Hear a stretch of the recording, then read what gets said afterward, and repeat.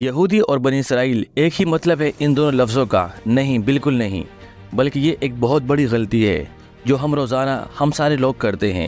یہودی اور بنی اسرائیل ان دونوں لفظوں میں بہت بڑا فرق ہے۔ آج سے 4000 سال پہلے حضرت ابراہیم علیہ السلام فلسطین، جسے اس زمانے میں کنعان کہا جاتا تھا، ادھر پہلی بار آباد ہوئے۔ ادھر حضرت ابراہیم علیہ السلام کے 2 بیٹے ہوئے، حضرت اسماعیل علیہ السلام اور حضرت اسحاق علیہ السلام۔ توریت میں حضرت ابراہیم علیہ السلام کے دونوں بیٹوں سے اللہ تعالیٰ نے وعدہ کیا تھا کہ میں تم دونوں کو عظیم قومیں بناؤں گا اور تم دونوں کی اولادیں بہت زیادہ تعداد میں ہوگی۔ حضرت اسماعیل علیہ السلام فلسطین کو چھوڑ کر مکے میں آباد ہوئے، لیکن حضرت اسحاق علیہ السلام اپنے والد کے ساتھ فلسطین میں ہی رہیں۔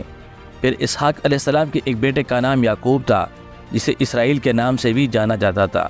یعقوب علیہ السلام کے 12 بیٹے تھے، لیکن یعقوب علیہ السلام ان 12 بیٹوں میں سب سے زیادہ محبت اپنے بیٹے یوسف علیہ السلام سے کیا کرتے تھے، جس کی وجہ سے باقی بھائی یوسف علیہ السلام سے جیلس ہوتے تھے۔ پھر آگے جو ہوا وہ ہم سب جانتے ہیں۔ یوسف علیہ السلام مصر کے وزیر اعظم بنے اور کچھ ہی سال بعد ہر طرف قحط آنے کی وجہ سے یوسف علیہ السلام نے اپنے 12 بھائیوں کو فلسطین سے نکال کر مصر میں آباد کر لیا۔ آہستہ آہستہ یعقوب علیہ السلام اسرائیل کے ان 12 بیٹوں کی اولاد مصر کے ہر فیلڈ میں شامل ہو گئے۔ بزنس، کاروبار، زراعت، ان سب کاموں میں بہت طاقتور اور مہارت حاصل کرنے لگے، جس کی وجہ سے آج بھی یہودی جہاں بھی رہتے ہیں وہاں کی پاورفل کمیونٹی بن جاتی ہے۔ مصر میں بنی اسرائیل کی طاقت سے گھبرا کر آہستہ آہستہ فرعون نے ان پر ظلم کرنا شروع کیا اور آخر سارے بنی اسرائیل کو اپنا غلام بنا دیا۔ لیکن 400 سال بعد اللہ نے ان 12 قبیلوں میں سے ایک قبیلہ لیوی کی اولاد میں سے ایک کو چنا، جس کا نام حضرت موسیٰ علیہ السلام تھا، جنہوں نے بنی اسرائیل کے 12 قبیلوں کو فرعون کی غلامی سے آزاد کر دیا اور ان ساروں کو اپنے ساتھ فلسطین لے گئے۔ اور اللہ وجہ سبحان کے حکم سے موسیٰ علیہ السلام نے بنی اسرائیل سے کہا کہ فلسطین پر حملہ کرے، لیکن بنی اسرائیل نے جواب دیا کہ آپ اور آپ کا رب جانے اور جا کر لڑے، ہم ان سے نہیں لڑ سکتے۔ اور یہ اتنی سخت بات انہوں نے اس لیے کی کیونکہ موسیٰ علیہ السلام کے فوج میں اس وقت جتنے بھی بنی اسرائیل کے لوگ تھے وہ بچپن ہی سے فرعون کی غلامی میں بڑے ہوئے، جس کی وجہ سے ان کا جسم ہی نہیں بلکہ ان کی سوچ بھی غلام بن چکی تھی۔ اس پر اللہ نے ان کو 40 سال تک صحرا میں رہنے کی سزا دی۔ 40 سال، اور آخر 40 سال ہی کیوں؟ کیونکہ ان 40 سالوں میں بنی اسرائیل کی پرانی جنریشن جو کہ فرعون کی غلامی کی سوچ میں بڑی ہوئی تھی وہ بالکل ختم ہو گئی، اور ایک نئی جنریشن ایک نئی سوچ کے ساتھ موسیٰ علیہ السلام کی لیڈرشپ میں بڑی ہو گئی، اور آخر بنی اسرائیل کی اس نئی جنریشن فلسطین اور یروشلم کو فتح کر لیا۔ پیغمبروں کی یہ سارے واقعات بڑی بڑی کتابوں میں ہزاروں سالوں سے پڑھی ہیں، لیکن اب کون جا کے یہ بکس پڑھے، اور وہ بھی ٹک ٹاک کے اس فاسٹ زمانے میں، اسپیشلی بچے جو کہ بالکل نہیں پڑھیں گے۔ موسیٰ علیہ السلام کے بعد بنی اسرائیل فلسطین میں بہت سال تک رہے، لیکن پھر انہیں دوبارہ وہاں سے نکال دیا گیا۔ اس کے بعد اللہ نے بنی اسرائیل کے 12 قبیلوں میں سے ایک قبیلہ یہودا کی اولاد میں سے پیغمبر چنا، حضرت داؤد علیہ السلام، جنہوں نے یروشلم پر حملہ کر کے دوبارہ فتح کر لیا، اور ان کے بیٹے سلیمان علیہ السلام نے یہاں مسجد، ٹیمپل بنا دیا۔ اب بنی اسرائیل کا سب سے طاقتور قبیلہ یہودا کی اولاد بن چکی تھی، کیونکہ سلیمان علیہ السلام دنیا کے سب سے طاقتور بادشاہ کا تعلق یہودا کے قبیلے سے ہی تھا۔ لیکن سلیمان علیہ السلام کا بیٹا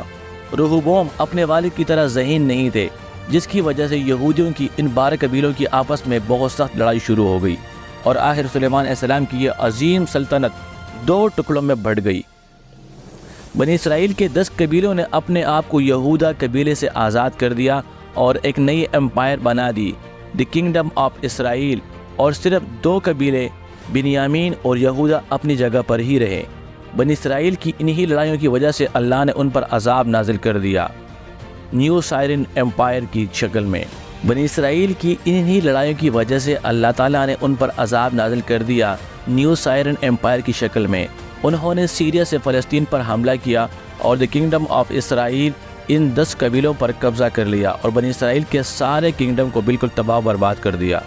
جس کی وجہ سے بنی اسرائیل کے 10 قبیلے جان بچا کر فلسطین سے ہر طرف بھاگ گئے۔ اس کے بعد سیرین امپائر نے سلیمان علیہ السلام یہودا کے قبیلے پر بھی حملے کرنے کی کوشش کی، لیکن وہ اسے فتح نہیں کر سکے۔ اب یہاں مسئلہ یہ ہوا کہ بنی اسرائیل کے 10 قبیلے فلسطین چھوڑ کر بھاگ گئے اور ان میں سے بہت سارے لوگ دریائے فرات کے ایسٹ میں آباد ہو گئے۔ آہستہ آہستہ ان کا مذہب اور کلچر بالکل بدل گیا اور دنیا میں بنی اسرائیل کے پرانے مذہب پر صرف 2 قبیلے رہ گئے، یہودا اور بنیامین کا قبیلہ۔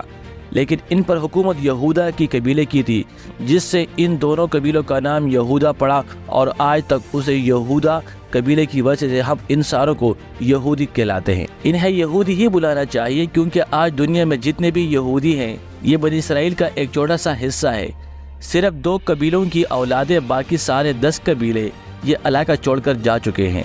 دنیا میں بہت سارے قبیلوں نے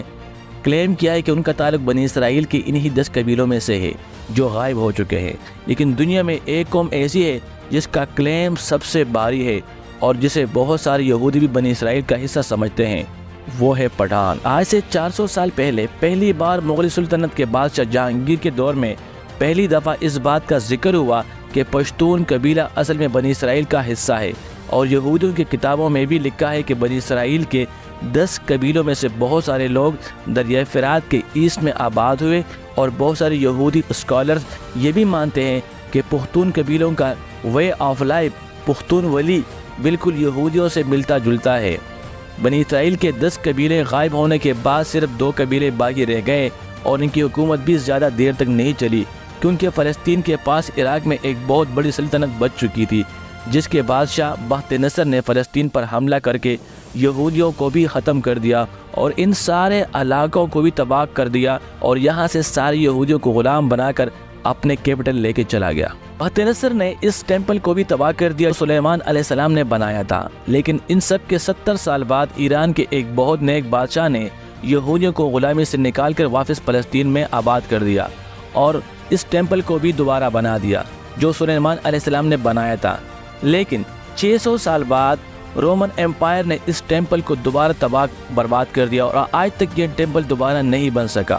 اور آج اس ٹیمپل کی صرف ایک دیوار باقی ہے جس کی وجہ سے پوری دنیا میں یہودی عبادت کرنے آتے ہیں، اور یہ دیوار یہودیوں کے لیے ایسی جیسے مسلمانوں کے لیے کعبہ ہے۔ لیکن یہودی اتنے پیسے اور اتنے طاقت کے باوجود اس ٹیمپل کو دوبارہ بنا کیوں نہیں لیتے؟